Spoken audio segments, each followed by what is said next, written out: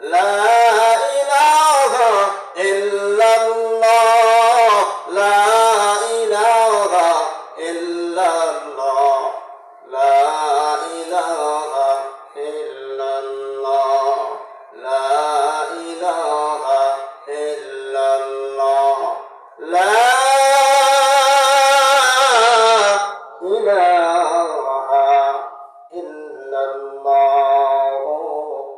মুহাম্মাদুর রাসূলুল্লাহ। সবাই পড়ি সাল্লাল্লাহু আলাইহি ওয়াসাল্লাম। আলহামদুলিল্লাহ। খলিশা আলী নিজামিয়া মাদ্রাসার উদ্যোগে বাৎসরিক ওয়াজ মাহফিলের সম্মানিত সভাপতি, শ্রদ্ধেয় অতিথিবৃন্দ এবং আয়োজকবৃন্দ, আমার সামনে উপবিষ্ট দিন দরদি ইসলাম প্রিয় মুসলিম ভাই ও বাবারা, পর্দার আড়ালের অন্তর্গত আমার মা ও বোনেরা, সকলকে জানাই আমার অন্তরের অন্তঃস্থল থেকে উষ্ণ অভিনন্দন। আপনারা সবাই কেমন আছেন? আমাদেরকে ভালো রাখেন কে? এজন্য সর্বদা শুকরিয়া করতে হবে কার? এজন্য প্রাণ খুলে কালিমাতুর শুকর আদায় করি, আলহামদুলিল্লাহ। আমি আপনাদের সম্মুখে কোরআনে কারীম থেকে একটি আয়াত তেলাওয়াত করেছি। নবীজি সাল্লাল্লাহু আলাইহি ওয়াসাল্লামের অসংখ্য হাদিস থেকে দুটি হাদিস পাঠ করেছি। ইনশাআল্লাহ এর আলোকে কিছু সময় আলোকপাত করার প্রয়াস চালাবো। আমা তৌফিকি ইল্লা বিল্লাহ। সকলে বলি আমিন। আমার তেলাওয়াতকৃত আয়াত হলো, কুল ইন কুনতুম তুহিব্বুনাল্লাহ ফাত্তাবিউনি ইউহিব্বুকুমুল্লাহ ওয়া ইয়াগফির লাকুম যুনুবাকুম আল্লাহু গফুরুর রহিম। এই আয়াতে আল্লাহ পাক রব্বুল আলামিন নবীজি সাল্লাল্লাহু আলাইহি ওয়াসাল্লামকে সম্বোধন করে বলতেছেন, ওগো হাবিব, আপনি পৃথিবীর সমস্ত মানুষকে জানিয়ে দিন যে হে দুনিয়ার মানুষ, হে মানব মণ্ডলী, তোমরা যদি আল্লাহর প্রেমিক হতে চাও, আল্লাহর প্রেমিকদের তালিকায় যদি তোমাদের নামটা উঠাতে চাও, তাহলে ফাত্তাবিউনি, তোমরা আমি মুহাম্মদ সাল্লাল্লাহু আলাইহি ওয়াসাল্লামের অনুসরণ করো। তাহলে আল্লাহর প্রেমিক হতে হলে শর্ত কি? সবাই বলি, নবীজিকে অনুসরণ করতে হবে, নবীজির আদর্শে আদর্শিত হতে হবে। নবীজি সাল্লাল্লাহু আলাইহি ওয়াসাল্লাম বলেন, মান আহাব্বা সুন্নতি ফাকাদ আহাব্বানি ওয়া মান আহাব্বানি কানা মাই ফিল জান্নাহ। যে ব্যক্তি আমার আদর্শকে ভালোবাসে সেই প্রকৃতপক্ষে আমার প্রেমিক। তার মানে কি বুঝলাম? আল্লাহর মহাব্বতের ভালোবাসার মাপকাঠি হলো নবীজির অনুসরণ। বুঝতে পেরেছেন? আর নবীজির অনুসরণটাই হলো নবীজির মহাব্বত। বুঝতে পেরেছেন? অর্থাৎ যে ব্যক্তি নবীজিকে অনুসরণ করবে, নবীজির আদর্শে আদর্শিত হবে, সেই প্রকৃতপক্ষে নবী প্রেমিক। তাহলে সহজ কথায়, আমরা যদি নবী প্রেমিক হতে চাই, তাহলে কি করতে হবে? আমাদেরকে নবীজিকে অনুসরণ করতে হবে। আমার কথা বুঝতেছেন আপনারা? নবীজির আদর্শে আদর্শিত হতে হবে।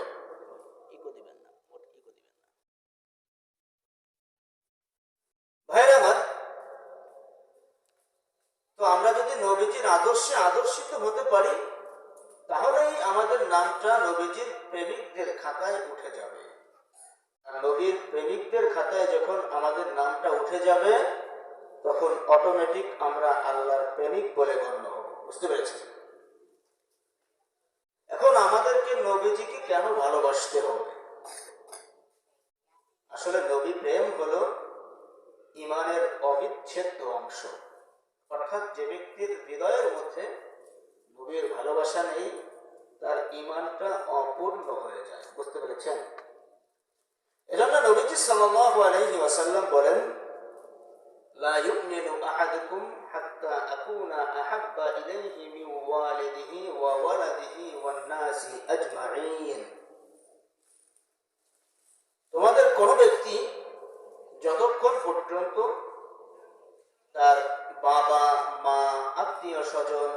কি পৃথিবীর সমস্ত মানুষ থেকে আমাকে বেশি ভালো না বাসবে ততক্ষণ পর্যন্ত লা ইউমিনু, সে মুমিন হতে পারবে না।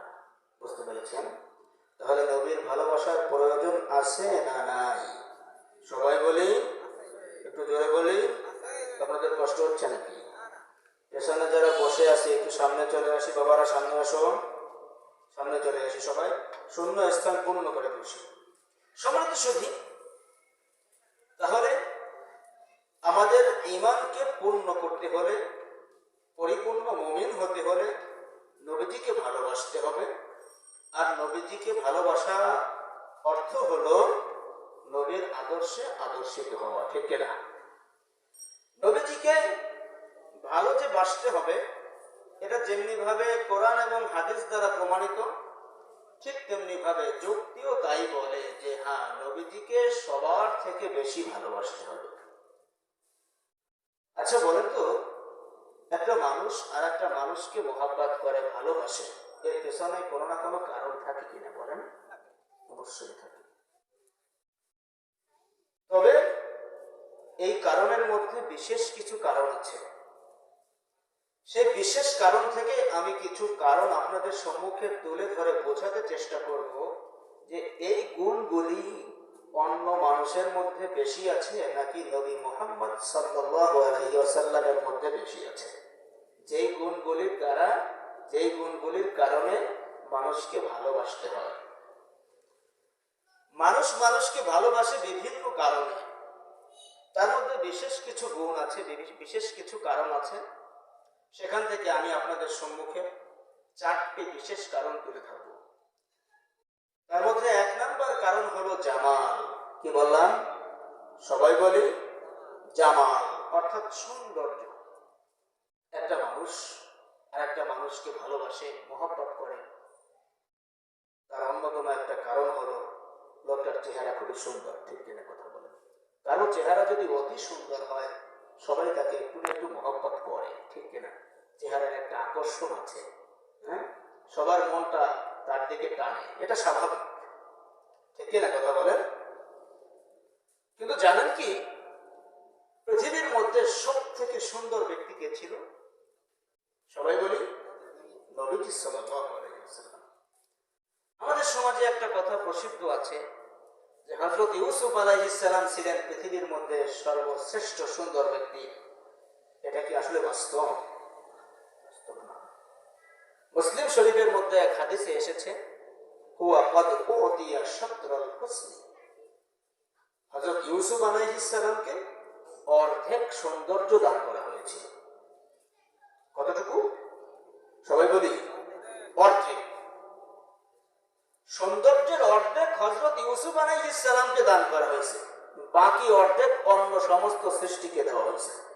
তাহলে তিনি কেমন সুন্দর ছিলেন?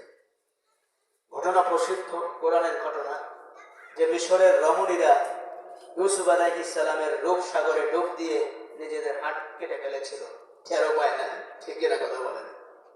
সবাই তো সত্যি। কিন্তু এই ইউসুফ আলাইহিস সালাম যে সমস্ত সৌন্দর্যের অর্ধেক পেয়েছেন, এর মানে এটা নয় তিনি আমাদের নবীর থেকেও সুন্দর। কারণ এই হাদিসের ব্যাখ্যার মধ্যে এসেছে, মুসলিম শরীফের এই হাদিসের ব্যাখ্যার মধ্যে এসেছে, আল্লামা ইবনুল কাইয়িম আল জাওজিয়্যিহ রাহমাতুল্লাহি আলাইহি লেখেন, সেখানে ক্বালাত তায়েফা আল মুরাদু মিনহু আন্না ইউসুফা উতিয়া শাতরাল হুসনি আল্লাযী উতিয়াহু মুহাম্মাদুন সাল্লাল্লাহু আলাইহি ওয়াসাল্লাম। সুবহানাল্লাহ। আল্লামা ইবনুল কাইয়িম আল জাওজিয়্যিহ রাহমাতুল্লাহি আলাইহি লেখেন এই হাদিসের ব্যাখ্যায় যে একদল আলেম এই হাদিসের ব্যাখ্যা এভাবে করেছেন যে হযরত ইউসুফ আলাইহিস সালামকে যে অর্ধেক সৌন্দর্য দান করা হয়েছে, এটা হলো মুহাম্মদ সাল্লাল্লাহু আলাইহি ওয়াসাল্লামকে যেই পরিমাণ সৌন্দর্য দান করা হয়েছে তার অর্ধেক। সুবহানাল্লাহ। তার মানে কি বুঝলেন? মুহাম্মদ সাল্লাল্লাহু আলাইহি ওয়াসাল্লাম ছিলেন ইউসুফ আলাইহিস সালামেরও দ্বিগুণ সুন্দর। বুঝতে পেরেছেন? হযরত আনাস রাদিয়াল্লাহু তাআলা আনহু বলেন, মা বা'সাল্লাহু নাবিয়্যান ইল্লা হাসানাস সাওতি হাসানাল ওয়াজহি ওয়াকানা নাবিয়্যুকুম সাল্লাল্লাহু আলাইহি ওয়াসাল্লাম আহসানাহুম সাওতা ওয়া আহসানাহুম ওয়াজহা। সুবহানাল্লাহ। আনাস রাদিয়াল্লাহু তাআলা আনহু নবীজির একজন বিখ্যাত সাহাবী, তিনি বলেন, আল্লাহ পাক রব্বুল আলামিন পৃথিবীতে যত নবী প্রেরণ করেছেন, প্রত্যেক নবী স্বীয় যুগের অন্য সমস্ত মানুষের তুলনায় সুন্দর ছিলেন। সুবহানাল্লাহ। এবং প্রত্যেক নবীর কণ্ঠস্বর অন্য সমস্ত মানুষের তুলনায় ভালো ছিল স্বীয় যুগের। কিন্তু ওয়াকানা নাবিয়্যুকুম সাল্লাল্লাহু আলাইহি ওয়াসাল্লাম আহসানাহুম সাওতা ওয়া আহসানাহুম ওয়াজহা। কিন্তু শোনো দুনিয়ার মানুষ, তোমার আমার নবীর চেহারা অন্য সমস্ত নবীর তুলনায় সুন্দর ছিল এবং তোমার আমার নবীর কণ্ঠ অন্য সমস্ত নবীর তুলনায় সুন্দর ছিল। সুবহানাল্লাহ।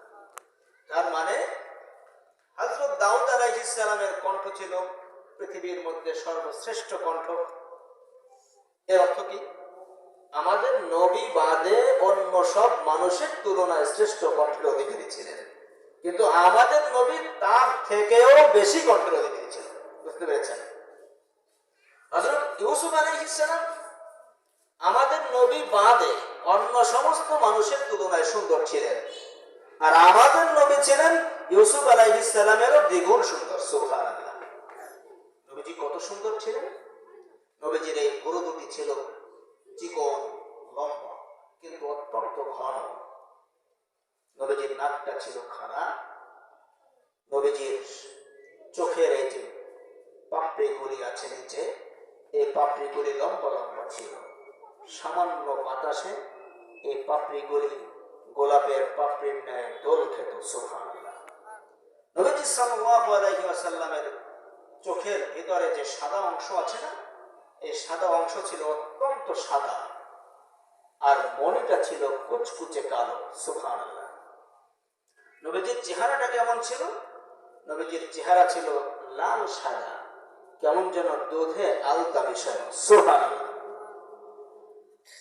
সম্মানিত সুধী, নবীজি সাল্লাল্লাহু আলাইহি ওয়াসাল্লামের বিখ্যাত সাহাবী হযরতে আবু হুরায়রা রাদিয়াল্লাহু তাআলা আনহু নবীজি সাল্লাল্লাহু আলাইহি ওয়াসাল্লামের চেহারার বর্ণনা দিতে গিয়ে বলেন, মা রাআইতু শাইআন আহসানা মিন রাসূলিল্লাহি সাল্লাল্লাহু আলাইহি ওয়াসাল্লাম। দুনিয়ার মানুষ শুনে নাও, আমি আবু হুরায়রা নবী মুহাম্মাদের থেকে সুন্দর কোন মানুষ কোনদিন দেখি না। সুবহানাল্লাহ। তিনি আরো বলেন, কান্না শামসু তাজরি ফি ওয়াজহিহি। দুনিয়ার মানুষ শোনো, নবীজির চেহারার দিকে যখন তাকাতাম মনে হতো যেন নবীজির চেহারার মধ্যে আকাশের সূর্যটা বিচরণ করছে। সুবহানাল্লাহ। ভাইরা, নবীজি সাল্লাল্লাহু আলাইহি ওয়াসাল্লামের একজন সাহাবী হিন্দ ইবনে হারা রাদিয়াল্লাহু তাআলা আনহু বলেন, ইয়াতালাআলা ওয়াজহুহু তালাআলুল কমারি লাইলাতাল বাদার। দুনিয়ার মানুষ শুনে নাও, নবীজির চেহারাটা এত সুন্দর, পূর্ণিমার চাঁদ যেমন ঝলমল ঝলমল করতে থাকে, আমার নবীর চেহারা সর্বদা এভাবে ঝলমল ঝলমল করত। সুবহানাল্লাহ। ভাইরা আমার, নবীজির বিখ্যাত সাহাবী হযরত জাবের ইবনে সামুরা রাদিয়াল্লাহু তাআলা আনহু বলেন, রাআইতু রাসূলুল্লাহি সাল্লাল্লাহু আলাইহি ওয়াসাল্লাম ফি লাইলাতি ইযহিয়ানিন ফাজআলতু আনজুরু ইলা রাসূলিল্লাহি সাল্লাল্লাহু আলাইহি ওয়াসাল্লাম ওয়া ইলাল কমার ফাইযা হুয়া ইনদি আহসানু মিনাল কমার। সুবহানাল্লাহ। জ্যোৎস্না রাতের স্নিগ্ধ আলোয় নবীর সমীপে বসি হেরিতেছিলাম নবীর উপর নবপূর্ণিমা শশী। জিজ্ঞাসিলাম হিয়ার সকাশে সুন্দর কোন ছবি, চিত্ত কহিল নহে নভচাঁদ সুন্দর মোর নবী। ভাইরা আমার, নবীজির বিখ্যাত সাহাবী হযরত জাবির ইবনে সামরা রাদিয়াল্লাহু তাআলা আনহু বলে, দুনিয়ার মানুষ শুনে নাও, একদিন জ্যোৎস্না রাতে আমি আমার নবীর সামনে হাজির হলাম। নবীজিকে আমার কাছে এত সুন্দর মনে হচ্ছিল, আকাশের চাঁদটা ঝলমল ঝলমল করছিল। পূর্ণিমার রাত, আকাশের চাঁদের আলো আমার নবীর চেহারায় পড়েছে। আমার নবীকে এত সুন্দর আমার কাছে লাগছিল, আমি একবার আকাশের চাঁদের দিকে তাকাই, আর একবার আমার নবীর চেহারার দিকে তাকাই। আমি দেখতেছিলাম পূর্ণিমার চাঁদটা বেশি সুন্দর নাকি আমার নবীর চেহারা বেশি সুন্দর। অনেকক্ষণ দেখার পর আমার কাছে মনে হলো পূর্ণিমার চাঁদ বেশি সুন্দর নয়, বরং আমার নবীর চেহারা বড় সুন্দর। অতীব নিপুণ হাতে নিখুঁত কামেল করে সৃজিলেন তব দেহ প্রভু মহিয়ান। নভপূর্ণিমা শশী গগন সে তারা রবি, তব রোশনীতে যেন হলো রোশন। গোলাপের পাপড়িতে তব চরণের ঘ্রাণ, আজ যেন ভাসে সদা হয়নি তো ম্লান। কোকিলের কুহুতানে ভ্রমরের গুঞ্জনে দিবানিশি শোনা যায় তব গুণগান। তোমার ওই রূপ দেখে সুমধুর বাণী শুনে, তোমার ওই রূপ দেখে সুমধুর বাণী শুনে কত শত বেঈমান পেয়েছে ঈমান। অতীব নিপুণ হাতে নিখুঁত কামেল করে সৃজিলেন তব দেহ প্রভু মহিয়ান। নভপূর্ণিমা শশী গগন সে তারা রবি, তব রোশনীতে যেন হলো রোশন। একটা জবান বন্ধ থাকবে না, চিৎকার দিয়ে বলো মারহাবা। ভাইরা আমার, নবীজি সাল্লাল্লাহু আলাইহি ওয়াসাল্লামের একজন মহিলা সাহাবী, তার নাম হলো রুবাইয়া বিনতে মুআউযিব ইবনে আফরা রাদিয়াল্লাহু তাআলা আনহা। একদিন তার সন্তান তার কাছে জিজ্ঞেস করতেছে, ও মা, তুমি আমারে একটু বলো আমার নবীর চেহারা কত সুন্দর, আমি তো আমার নবীকে কোনোদিন দেখি নাই, মেহেরবানি করে আমাকে একটু জানায় দাও আমার নবী দেখতে কেমন ছিল।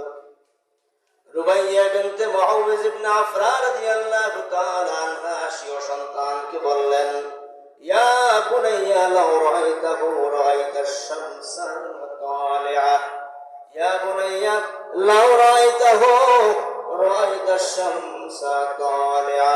সুধালো তনয় জননীর কাছে দিয়া আগ্রহ ভরে রাসূলে খোদার রূপের কথন কহ কহ মোর কহ কহ তুমি মোরে। সুধালো তনয় জননীর কাছে দিয়া আগ্রহ ভরে রাসূলে খোদার রূপের কথন কহ কহ তুমি মোরে। জননী কহিল, ওহে বাছাদান, দেখিলে তাহার ছবি বিমূঢ় হইয়া কহিতে তাহারে এ যে আসমানি রবি। সুবহানাল্লাহ। মায়েরা আমার, সন্তান মায়ের কাছে জিজ্ঞেস করে, ও মা, তুমি আমার একটু জানাও আমার নবীর চেহারা কত সুন্দর ছিল গো। মা ডাক দিয়ে বলো, সন্তান, তুই তো কোনোদিন আমার নবীরে দেখো নাই। আমার নবীরে যদি তুই দেখতি তাহলে আশ্চর্যান্বিত হয়ে বলতি, আমার সামনে কোনো মানুষ দাঁড়ানো না, আকাশের সূর্যটা আমার সামনে নেমে এসেছে। সুবহানাল্লাহ। তাহলে তিনি কেমন ছিলেন? সুবহানাল্লাহ। ভাইরা, সুন্দর মানুষ যখন কথা বলে তখন কিন্তু সুন্দর লাগে, ঠিক এটা কথা বলে। নবীজি সাল্লাল্লাহু আলাইহি ওয়াসাল্লাম যখন কথা বলতেন তখন কেমন লাগতো? নবী নবীজি সাল্লাল্লাহু আলাইহি ওয়াসাল্লামের বিখ্যাত সাহাবী এবং তার আপন চাচাতো ভাই হযরতে আব্দুল্লাহ ইবনে আব্বাস রাদিয়াল্লাহু তাআলা আনহু বলেন, কানা রাসূলুল্লাহ সাল্লাল্লাহু আলাইহি ওয়াসাল্লাম ইযা তাকাল্লামা রুইয়া কান-নূর ইয়াখরুজু বাইনা সানায়াহু। নবীজি যখন কথা বলতেন তখন তার অবস্থাটা কেমন ছিল? নবীজির এই যে সামনে দুটি দাঁত আছে না, এই দুই দাঁতের মাঝে সামান্য ফাঁকা ছিল। এই দুই দাঁতের মাঝে যদি সামান্য ফাঁকা থাকে তাহলে কিন্তু বড্ড ভালো লাগে, ঠিক কিনা কথা বলেন? তো আব্দুল্লাহ ইবনে আব্বাস রাদিয়াল্লাহু তাআলা আনহু বলেন, নবীজি সাল্লাল্লাহু আলাইহি ওয়াসাল্লাম যখন কথা বলতেন তখন মনে হতো যেন নবীজির এই দুই দাঁতের মাঝে যে ফাঁকা স্থান আছে ওই ফাঁকা জায়গা থেকে নূর ঝরে ঝরে পড়ছে। সুবহানাল্লাহ। নবীজি যখন খুশি হতেন তখন তার অবস্থা কেমন হতো? নবীজির সাহাবী কাব ইবনে মালিক রাদিয়াল্লাহু তাআলা আনহু বলেন, কানা রাসূলুল্লাহ সাল্লাল্লাহু আলাইহি ওয়াসাল্লাম ইযা সুররা ইস্তানারা ওয়াজহুহু হাত্তা কাআন্নাহু কিতআতু কমর। নবীজি সাল্লাল্লাহু আলাইহি ওয়াসাল্লাম যখন খুশি হতো তখন তার চেহারার দিকে তাকালে কোনো মানুষের চেহারা মনে হতো না, মনে হতো যেন আকাশের এক টুকরা চাঁদ আমার সামনে পড়েছে। সুবহানাল্লাহ। সুন্দর মানুষ যখন রাগ হয় তখন কিন্তু তার চেহারাটা লাল হয়ে যায়, ঠিক কিনা কথা বলুন? তো নবীজি যখন রাগ হতো তার অবস্থা কি হতো? হযরত ওমর রাদিয়াল্লাহু তাআলা আনহুর ছেলে আব্দুল্লাহ ইবনে ওমর রাদিয়াল্লাহু তাআলা আনহু বলেন, ফাকান্নামা ইফকাউ ফি ওয়াজহিহি হাব্বুর রুম্মান মিনাল গাদাব। নবীজি একদিন রাগান্বিত হলেন, তখন তার চেহারাটা এতই লাল হলো মনে হচ্ছিল যেন কেউ ডালিমের রস নবীজির চেহারায় ছিটিয়ে দিয়েছে। সুবহানাল্লাহ। সম্মানিত সুধী, আপনার আমার ঘাম কেমন, কিন্তু নবীজির ঘাম কেমন শুনলে হযরত আলী রাদিয়াল্লাহু তাআলা আনহু বলেন, কাআন্নাল আরাক ফি ওয়াজহিহি আল-লু'লু। নবীজির ঘাম যখন চেহারা দিয়ে ঝরে ঝরে পড়তো তখন মনে হতো যে এগুলি ঘাম নয় বরং মুক্তার দানা ঝরে ঝরে পড়ছে। সুবহানাল্লাহ। তাহলে নবীজি কেমন ছিল? আপনার আমার ঘামে তো ঘ্রাণ আসে, তাই না? দুর্গন্ধ আসে, ঠিক কিনা কথা বলেন? সম্মানিত সুধী, কিন্তু আম্মা জান আয়েশা রাদিয়াল্লাহু তাআলা আনহা বলেন, আমরা নবীজি সাল্লাল্লাহু আলাইহি ওয়াসাল্লামের ঘাম শিশুতে ভরে রাখতাম।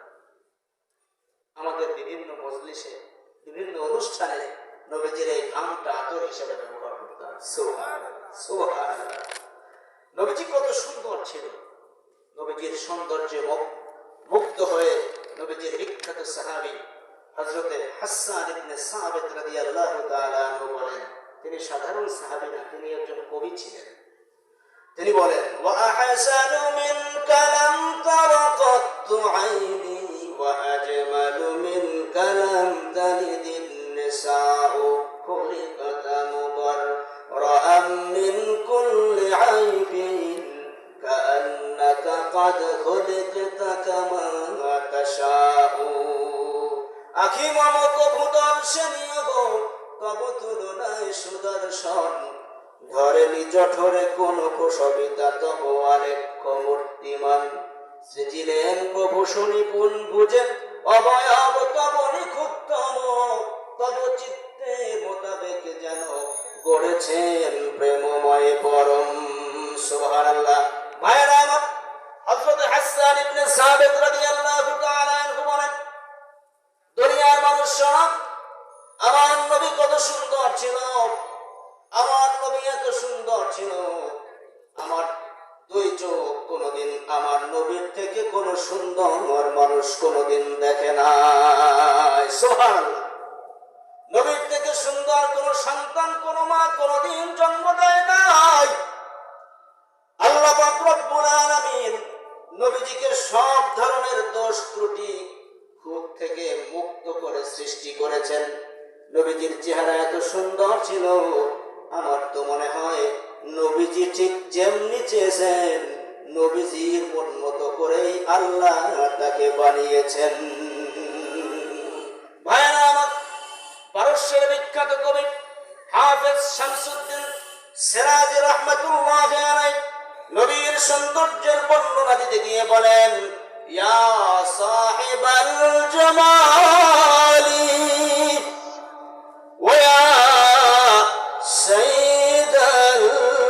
يشاء من وجهك المنير لقد نور القمر لا يمكن الثناء كما كان حقه بعد از خدا بزرگ توئی قصہ مختصر بعد از خدا بزرگ توئی قصہ مختصر শুভাকান্তির আধার আমার সরদার ইনসান তব চেহারার রশ্মিতে যেন চাঁদ হলো রৌশন নাহি হবে কবু গাওয়া যথাযথ তব গুণ কীর্তন খোদার পরেই আসন তোমার এটাই শেষ কথন সুবহানাল্লাহ। মায়েরা আমার কবি হাফেজ বলেন নবীজির চেহারা এত সুন্দর, নবীর চেহারার সৌন্দর্য বর্ণনা দিতে গিয়ে নিজেই নবীজিকে সম্বোধন করে বলতেছেন, ওগো সমুদায় সৌন্দর্যের আধার, ওগো সমগ্র মানব জাতির সরদার, তোমার চেহারাটা এত সুন্দর, আমি যে কোন ভাষায় তোমার চেহারার বর্ণনা দেব, আমার কাছে সেই ভাষা নাই, আমার সেই ভাষা তো জানা নাই। ওগো নবীজি, তবে আমি এতটুকু বুঝি, আমার তো মনে হয় আকাশের চন্দ্রটা তোমার চেহারার নূর পেয়ে সুন্দর হয়েছে। কবি হাফেজ বলেন, ওগো নবীজি, তোমার গুণের বর্ণনা আমি কোন ভাষায় দিব গো? আমার তো ভাষা জানা নাই, তবে সংক্ষেপে আমি এতটুকু বলে যাই, আল্লাহর পরে যে আসনটা আছে, আল্লাহর পরে যে চেয়ারটা আছে, ওই চেয়ারটা আর কারো নয়, ওই চেয়ারটা হলো তুমি মুহাম্মাদুর রাসূলুল্লাহ। সুবহানাল্লাহ। ভাইরা আম্মা জানা আয়েশা রাদিয়াল্লাহু তাআলা আনহা নবীজির চেহারার বর্ণনা দিতে গিয়ে একটা কবিতা রচনা করেছেন, লানা শামসুন ওয়ালিল আফাক শামসুন ওয়া শামসি খায়রুম মিন শামসিস সামাই ওয়া শামসুন নাস তাতলু বাদা ফাজরিন ওয়া শামসি তাতলু বাদাল ইশাই। আকাশের বুকে ওঠে এক রবি অতীব দীপ্তিমান, ভুবন মাজারে ফজরের পরে ঘটে তার আগমন, তার চেয়ে অতি উত্তম রবি রয়েছে আমার ঘরে, আমার কুটিরে ঘটে তার উদয় নিশীতে এশার পরে। সুবহানাল্লাহ। ভাইরা আমার আম্মা জানা আয়েশা রাদিয়াল্লাহু তাআলা আনহা, দুনিয়ার মানুষ শোনো, আকাশের বুকে একটা সূর্য উদিত হয়, কিন্তু জানুনি আমার ঘরেও কিন্তু একটা সূর্য আছে। সুবহানাল্লাহ। কিন্তু আকাশের সূর্যের তুলনায় আমার সূর্যটা অনেক বেশি উজ্জ্বল। সুবহানাল্লাহ। ভাইরা আম্মা জানা আয়েশা রাদিয়াল্লাহু তাআলা আনহা, দুনিয়ার মানুষ, আমার সূর্যটা হলো আমার স্বামী। আকাশের সূর্যটা প্রতিদিন ফজরের পরে উদিত হয়, কিন্তু আমার সূর্যটা আমার ঘরে প্রতিদিন এশার পরে উদিত হয়। সুবহানাল্লাহ। তাহলে নবীর থেকে সুন্দর কেউ পৃথিবীতে আসছে? সবাই বলি ভবিষ্যতে আসবে। তাহলে সৌন্দর্যের কারণে যদি কাউকে ভালোবাসতে হয়, সেই ভালোবাসা পাওয়ার সব থেকে বেশি যোগ্য কে? কথা বলে না কে? একটু জোরে বলি না।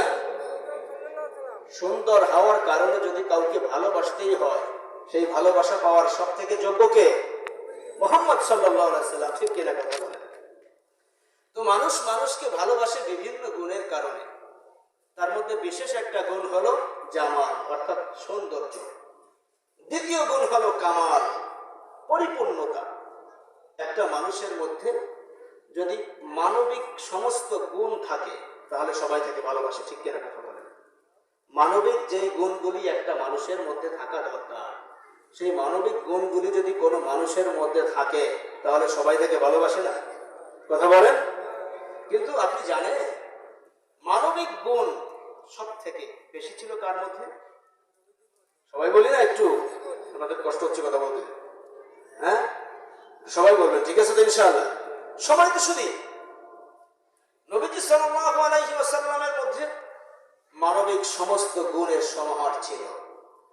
নবীজি সাল্লাল্লাহু আলাইহি ওয়াসাল্লামের মধ্যে শুধু যে মানবিক গুণ ছিল তা নয়, বরং রিসালাতের গুণেও ছিলেন নবীজি সাল্লাল্লাহু আলাইহি ওয়াসাল্লাম পরিপূর্ণ। সুবহানাল্লাহ।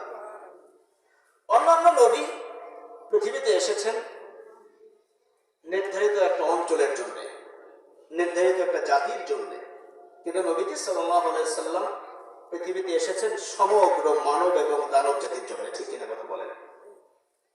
অন্যান্য নবী পৃথিবীতে এসেছেন একটা শরীয়ত নিয়ে, বিধিবিধান নিয়ে, কিন্তু তাদের সেই বিধিবিধান কিয়ামত পর্যন্ত বলবৎ থাকবে। কি বলেন? নির্ধারিত একটা সময় পর্যন্ত ছিল, একটা সময় তাদের আনিত বিধিবিধান রহিত হয়ে গিয়েছে। কিন্তু নবীজি সাল্লাল্লাহু আলাইহি ওয়াসাল্লামের আনিত বিধিবিধান শরীয়ত এটা কি লিমিটেড নাকি আনলিমিটেড? কিয়ামত পর্যন্ত। ঠিক কিনা কথা বলেন?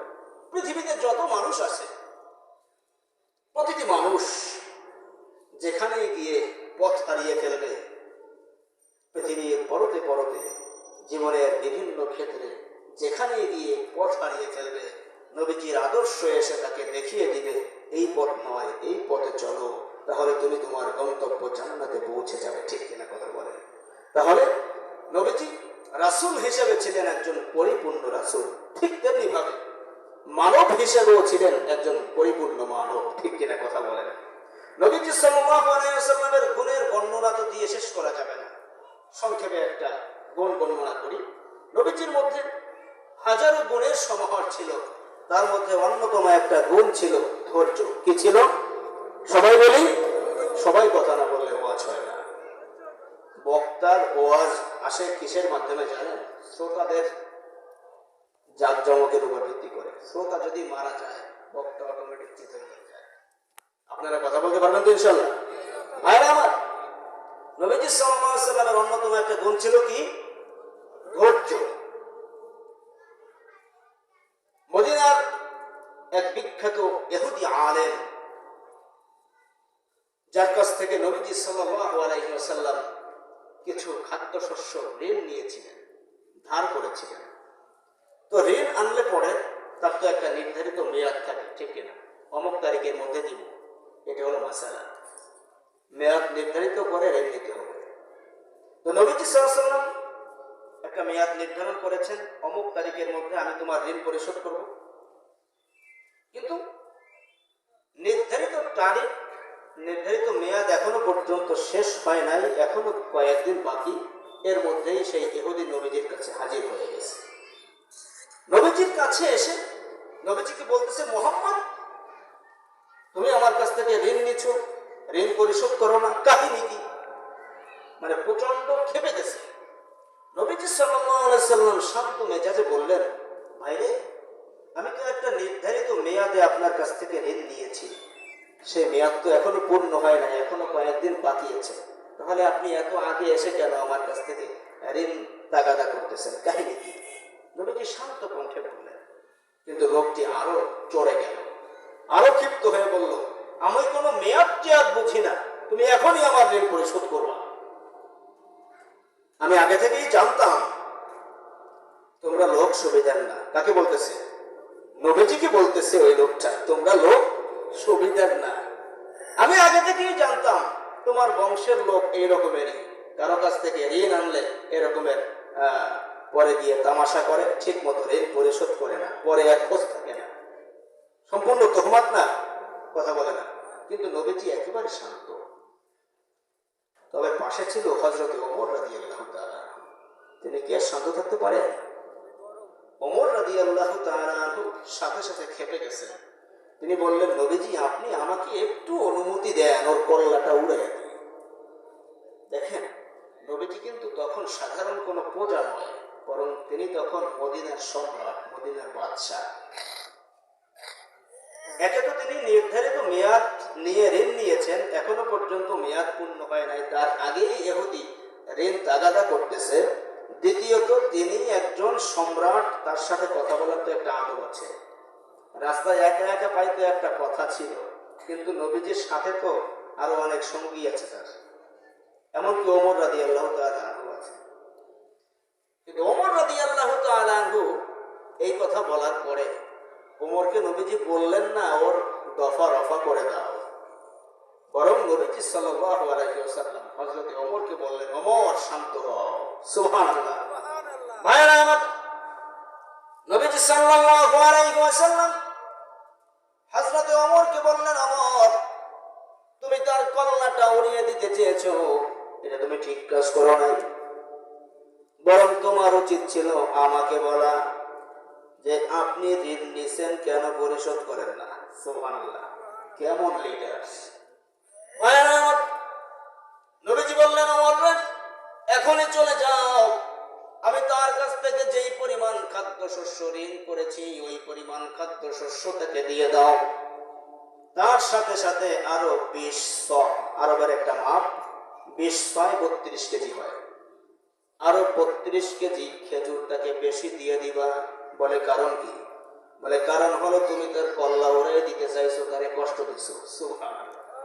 ভাইরা আমার, ওমর রাদিয়াল্লাহু তাআলা আনহু ইহুদিকে নিয়ে বাসায় চলে গেলেন। বাসায় গিয়ে যেই পরিমাণ খাদ্যশস্য তিনি পান সব তাকে দিয়ে দিলেন, তারই পাশাপাশি 32 কেজি খেজুর তার হাতে ধরিয়ে দিলেন। সুবহানাল্লাহ। এবার যখন লোকটি অতিরিক্ত 32 কেজি খেজুর হাতে পেল, ওমরকে ডাক দিয়ে বলে, ওমর ভাই, আমি যেই পরিমাণ খাদ্যশস্য পেতাম তা তো দিলা ভালো কথা, কিন্তু আরো 32 কেজি খেজুর কেন আমার হাতে বেশি দিলা? ভাই আমার, ওমর রাদিয়াল্লাহু তাআলা আনহু বলেন, তুমি যেই পরিমাণ খাদ্যশস্য পেতে তা তো তোমাকে দিয়েছি, অতিরিক্ত 32 কেজি খেজুর তোমাকে নবীজি দিতে বলেছেন, তার কারণ হলো আমি না তোমার কল্লাটা উড়াই দিতে চাইছিলাম, তুমি কষ্ট পাইছো, এর ক্ষতিপূরণ স্বরূপ নবীজি 32 কেজি খেজুর অতিরিক্ত দিয়ে দিতে বলেছেন। সুবহানাল্লাহ। এই কথা শোনার সঙ্গে সঙ্গে মদিনার বিখ্যাত ইহুদি আলেমের চেহারা পরিবর্তন হয়ে যায়, চোখ থেকে পানি বের হয়ে গেছে। ইহুদি আলেম, নাম ছিল তার সানা। ওমরকে ডাক দিয়ে বলে, ওমর তুমি কি আমার চেনুনি? বলে না, চিনি না। বলে আমার নাম হলো সানা, ওমর যায়েদ ইবনে সানা। ওমর রাদিয়াল্লাহু তাআলা আনহু জীবনে বহুবার যায়েদ ইবনে সানার নাম শুনেছে। মদিনার বিখ্যাত ইহুদি আলেম কিন্তু স্বচক্ষে কখনো দেখে নাই। আজকে স্বচক্ষে যখন ওমর তাকে দেখেছে, ওমর আশ্চর্যান্বিত হয়ে গেল। ওমর বলে, আপনি মদিনার বিখ্যাত ইহুদি আলেম? বলে, হ্যাঁ আমি মদিনার বিখ্যাত ইহুদি আলেম। যায়েদ ইবনে সানা ওমর রাদিয়াল্লাহু তাআলা আনহুকে ডাক দিয়ে বলে, ওমর রে, আমার ঋণের খাদ্যশস্য আমাকে দিতে হবে না, 20 কেজি 32 কেজি খেজুর অতিরিক্ত দিয়েছো, তাও আমার দরকার নাই। তার কারণ এগুলি নিতে আমি আসি নাই, আমি এসেছিলাম তোমাদের নবীকে একটু পরীক্ষা করার জন্য। সুবহানাল্লাহ। আমি তাওরাতের মহাবড় পণ্ডিত। তাওরাতের মধ্যে শেষ নবীর আগমন বার্তা রয়েছে, সুসংবাদ বাণী রয়েছে। সেখানে বর্ণনা করা হয়েছে শেষ নবীর গুণ কেমন হবে, চেহারা কেমন হবে। আমি একে একে সবগুলি গুণ ইতিপূর্বে তার মধ্যে পেয়েছি, শুধুমাত্র 2টা গুণ পরীক্ষা করতে বাকি ছিল। সেই 2টা গুণ পরীক্ষা করার জন্য আজকে আমি এখানে হাজির হয়েছিলাম। 1 নাম্বার গুণ হলো, কোন মানুষ যদি তার কাছে এসে মূর্খের মতো আচরণ করে, তাহলে জবাবে নবীজি কঠোর ভাষায় জবাব দেন না, বরং শান্ত কণ্ঠে ভালোবাসাপূর্ণ শব্দ দিয়ে জবাব দেয়। সুবহানাল্লাহ। 2 নাম্বার হলো, কোন ব্যক্তি যদি তার কাছে এসে রেগে যায়, নবীজি রেগে যায় না, বরং প্রতিপক্ষ যতই রেগে যায় মুহাম্মদ ততই বিনয়ী হয়। ও বললে এই 2টা গুণ পরীক্ষা করতে বাকি ছিল, পেয়ে গেছি রে, আমার আর সন্দেহ নাই ইনি হলেন আখির জামানার পয়গম্বর মুহাম্মদুর রাসূলুল্লাহ। আমি দ্ব্যর্থহীন কণ্ঠে তোমার সামনে ঘোষণা দিচ্ছি, আল্লাহকে আমি রব হিসাবে মেনে নিলাম, আর ইসলামকে আমার ধর্ম হিসাবে মেনে নিলাম, আর মুহাম্মদকে আমার নবী হিসাবে মেনে নিলাম। সুবহানাল্লাহ। এরকমের হাজারো গুণ ছিল তার মধ্যে, ঠিক কিনা? এজন্য আল্লামা শেখ সাদি রাহমাতুল্লাহি আলাইহি নবীর গুণ বর্ণনা করতে গিয়ে বলে, ওয়ালাকাল উলা বিকামালিহি কাশাফাত তুজা বিজামালিহি হাসনাত জামিউ খিসালিহি সাল্লু আলাইহি ওয়া আলিহি সাল্লু আলাইহি ওয়া আলিহি। সুবহানাল্লাহ। সম্মানিত সুধী, তাহলে নবীজি সাল্লাল্লাহু আলাইহি ওয়াসাল্লামের মধ্যে দ্বিতীয় বিশেষ গুণ ছিল কামাল, অর্থাৎ পরিপূর্ণতা। নবীজি রাসূল হিসেবেও ছিলেন একজন পরিপূর্ণ ব্যক্তিত্ব, পরিপূর্ণ রাসূল, আবার মানব হিসেবে ছিলেন একজন পরিপূর্ণ ব্যক্তিত্ব, ঠিক কিনা কথা বলেন? তাহলে এই পরিপূর্ণ গুণে, পূর্ণতার গুণের কারণে যদি কাউকে ভালোবাসতে হয়, তাহলে সেই ভালোবাসা পাওয়ার সব থেকে বেশি যোগ্য কে? জোরে বলি না? মানুষ মানুষকে ভালোবাসে বিশেষ কিছু গুণের কারণে। তার মধ্যে তৃতীয় গুণ হলো নাওয়াল, অর্থাৎ দানশীলতা। কোন মানুষ যদি দেধারসে দান করতে থাকে, সবাই তাকে ভালোবাসে, ঠিক কিনা কথা বলেন? নিজের দিকে লক্ষ্য তেমন করে না, গরিব দুঃখীকে শুধু দান করতে থাকে, মানুষটাকে ভালোবাসবে কিনা, ঠিক কিনা কথা বলেন? কিন্তু আপনি কি জানেন পৃথিবীর মধ্যে সর্বশ্রেষ্ঠ দানশীল কে ছিলেন? বলেন সবাই, মুহাম্মদ সাল্লাল্লাহু আলাইহি ওয়াসাল্লাম। সম্মানিত সুধী, আব্দুল্লাহ ইবনে আব্বাস রাদিয়াল্লাহু তাআলা আনহু বলেন, কানা রাসূলুল্লাহ সাল্লাল্লাহু আলাইহি ওয়াসাল্লাম আজওয়াদান নাস। পৃথিবীর মধ্যে সর্বশ্রেষ্ঠ দানশীল ছিলেন মুহাম্মদ সাল্লাল্লাহু আলাইহি ওয়াসাল্লাম। সুবহানাল্লাহ বলবেন না? সম্মানিত সুধী, নবীজি সাল্লাল্লাহু আলাইহি ওয়াসাল্লামের সাথে যখন আম্মাজান খাদিজা রাদিয়াল্লাহু তাআলা আনহার বিবাহ হয়, আম্মাজান খাদিজা আপনারা জানেন অনেক বড় ধনী ছিলেন, ঠিক কিনা কথা বলেন? অনেক ধন সম্পদ ছিল, অঢেল সম্পদের মালিক ছিল তিনি। নবীজির সঙ্গে যখন তার বিবাহ হয়, তিনি নিজের সমুদয় সম্পদের মালিক নবীজিকে বানিয়ে দিলেন। সুবহানাল্লাহ। নবীজি তো ইচ্ছে করলে নিজের জন্য ব্যয় করতে পারতেন, কিন্তু না, নবীজি এই সমুদয় সম্পদ গরিব দুঃখীর পেছনে এবং ইসলামের পক্ষে তিনি ব্যয় করে দিলেন। সুবহানাল্লাহ। তাহলে পৃথিবীর মধ্যে সব থেকে শ্রেষ্ঠ দানশীল ছিলেন কে? মুহাম্মদ সাল্লাল্লাহু আলাইহি ওয়াসাল্লাম। তো দানশীলতার কারণে যদি কাউকে ভালোবাসতে হয়, তাহলে সেই ভালোবাসা পাওয়ার সব থেকে বেশি যোগ্য কে? সবাই বলি, সংক্ষেপে বলছি, সময় বেশি না। আমি বলছিলাম বিশেষ চারটি গুণ বর্ণনা করব। চতুর্থ গুণ হলো কারাবাত, নৈকট্য, আপনজন হওয়া। আমরা একে অপরকে ভালোবাসি, লোকটা আমার আপন, তাই, ঠিক কিনা কথা বলেন?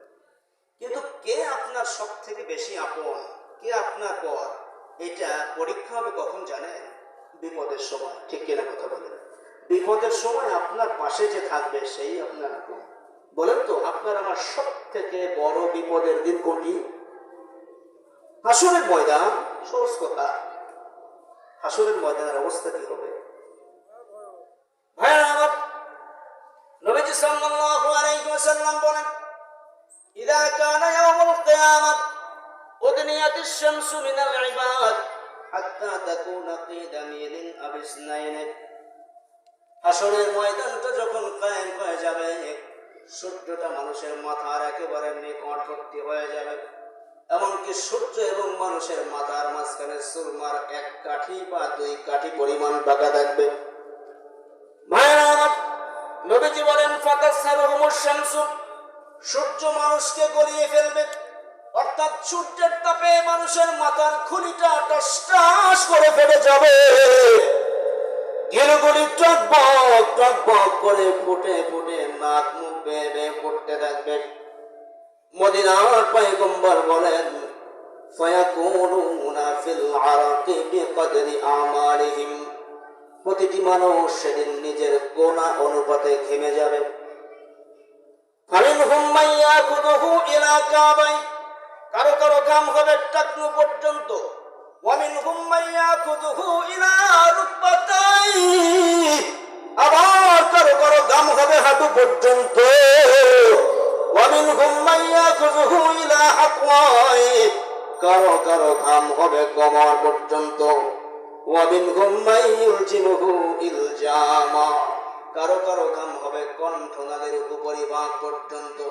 মানুষগুলি শুধু পাগলের মতো চিৎকার করতে থাকবে, আল্লাহ পাতে থাকবে। অপর দিক দিয়ে আল্লাহ পাক বিচারটা শুরু করেন না। সমস্ত মানুষ পরামর্শ করবে কার কাছে যাওয়া যায়, কাকে দিয়ে আল্লাহর কাছে একটু সুপারিশ করানো যায় যে আমাদের বিচারটা একটু তাড়াতাড়ি শুরু করে দাও, বিচার শেষে জাহান্নামে যাব, কোনো সমস্যা নাই, কিন্তু এই কষ্ট তো আর সইতে পারতেছি না। সমস্ত মানুষ এবার আদম আলাইহিস সালামের কাছে চলে যাবে, গিয়ে ডাক দিবে, আদম, ও বাবা, তুমি না আমাদের আদি পিতা, বড় মুসিবতে পড়ে গেছি, আল্লাহ পাক তো আমাদের বিচারটা শুরু করে না, মেহেরবানি করে আল্লাহর কাছে একটু সুপারিশ করো, তাড়াতাড়ি যেন আমাদের বিচারটা শুরু করে দেয়। আদম আলাইহিস সালাম বলবেন, লাস্তু লাহা ওয়ালাকিন আলাইকুম বিনূহ, হে আমার সন্তানেরা, আমি আজকে তোমাদের জন্য সুপারিশ করতে পারবো না, তার কারণ জানি না আল্লাহ আমার সঙ্গে কেমন আচরণ করবে, আমি নিজের চিন্তায় বিভোর। তোমরা চলে যাও হযরত নূহ আলাইহিস সালামের কাছে। সমস্ত মানুষ নূহ আলাইহিস সালামের কাছে চলে যাবে, গিয়ে বলবে, ওগো নবী নূহ, আপনার ব্যাপারে আল্লাহ বলেছে আবদান শাকুরা, নূহ হলো আমার শকর গুজার বান্দা, মেহেরবানি করে আমাদের জন্য একটু আল্লাহর কাছে সুপারিশ করুন, আল্লাহ যেন তাড়াতাড়ি আমাদের বিচারটা শুরু করে দেয়। নূহ আলাইহিস সালাম একই উত্তর দিবেন, লাস্তু লাহা ওয়ালাকিন আলাইকুম বিইব্রাহিম, আজকে আমার পক্ষে সুপারিশ করা সম্ভব নয়, কারণ জানি না মালিক আমার সঙ্গে কেমন আচরণ করবে।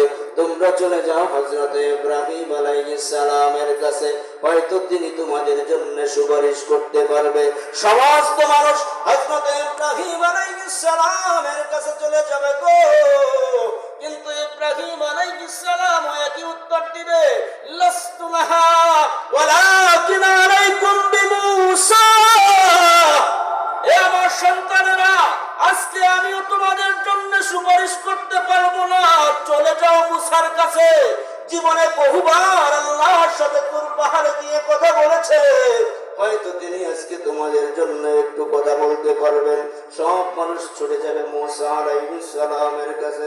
মুসা আলাইহিস সালামকে গিয়ে বলবে, ওগো কালিমুল্লাহ, আমাদের হয়ে একটু আল্লাহর কাছে সুপারিশ করুন, আল্লাহ যেন তাড়াতাড়ি আমাদের বিচারটা শুরু করে দেয়। মুসা আলাইহিস সালাম একই উত্তর দিবে, হে আমার সন্তানেরা শোনো, আমি আজকে তোমাদের জন্য সুপারিশ করতে পারবো না, চলে যাও হযরত ঈসার কাছে। সব মানুষ চলে যাবে হযরত ঈসার কাছে। ঈসা আলাইহিস সালামকে গিয়ে বলবেন, ওগো নবী ঈসা, বনি ইসরাইলের সর্বশেষ পয়গম্বর ছিলেন আপনি ঈসা,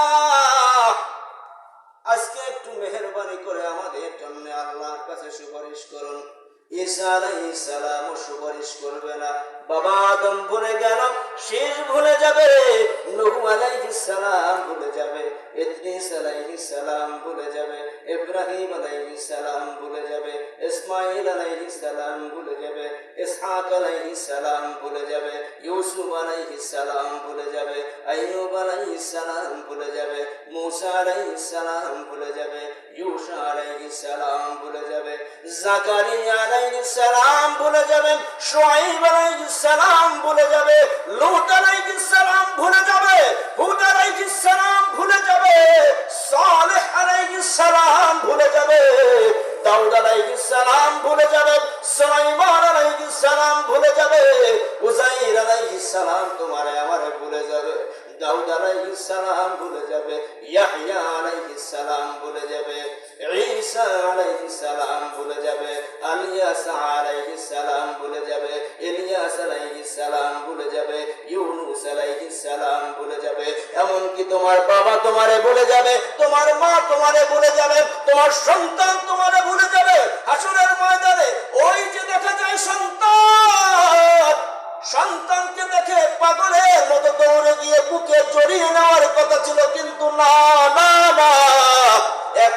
মানুষও সন্তানের কাছে যাবে না, অন্যদিকে দৌড় মারবে। তার কারণ না জানি সন্তানের সঙ্গে সাক্ষাৎ হয়ে গেলে আবার কোন বিপদে পড়ে যায়। আল্লাহ পাক রব্বুল আলামিন বলেন, ইয়াউমা ইয়াফিরুল মার'উ মিন আখি ওয়া উম্মিহি ওয়া আবিহি ওয়া সাহিবাতিহি ওয়া বানিহি লিকুল্লি ইমরিইন মিনহুম ইয়াউমাইদিন শাআনুন ইউগনিহি।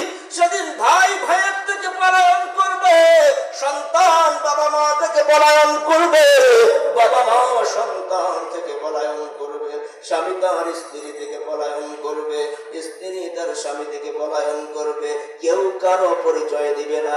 মনে করো তোমার একটা মাত্র নেকির দরকার, ছুটে গেছো সন্তানের কাছে, এ সন্তান জীবনে তোর জন্য কত কষ্ট করেছি, আজকে বিনিময়ে কিছুই চাই না, আমাকে একটা মাত্র নেকি দে।